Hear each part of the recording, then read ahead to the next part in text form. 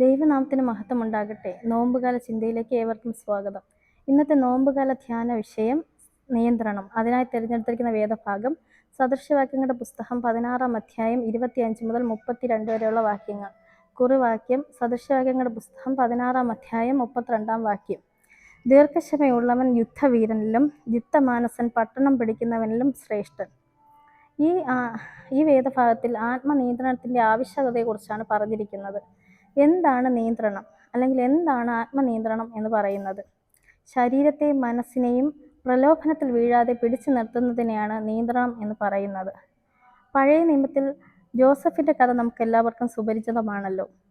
പോത്തിഫറിൻ്റെ വീട്ടിൽ പല പ്രലോഭനങ്ങളും നേരിടേണ്ടി വന്നെങ്കിലും തൻ്റെ പ്രലോഭനങ്ങൾ നേരിടാതെ സധൈര്യം നേരിട്ട വ്യക്തിയായിരുന്നു ജോസഫ്.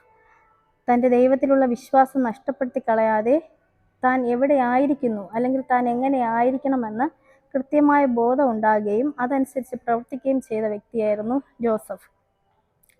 പക്ഷേ താൽക്കാലികമായി ജയിലിൽ കിടക്കേണ്ടി വന്നെങ്കിലും തൻ്റെ സത്യസന്ധത പിന്നീട് വെളിവാക്കുകയും താൻ ആത്മനിയന്ത്രണമുള്ളവനായി ജീവിച്ചതിനാൽ ഈജിപ്തിലെ മന്ത്രിയായി ഉയർത്തപ്പെടുകയും ചെയ്യുന്നതായി നമുക്ക് കാണാൻ സാധിക്കും. ഒരുപക്ഷെ യൗവനക്കാരനായ ജോസഫ് അവിടെ തൻ്റെ ശരീരത്തെയും മനസ്സിനെയും നിയന്ത്രിക്കാതിരുന്നിരുന്നുവെങ്കിൽ പാപത്തിൽ വീണു പോയേനെ.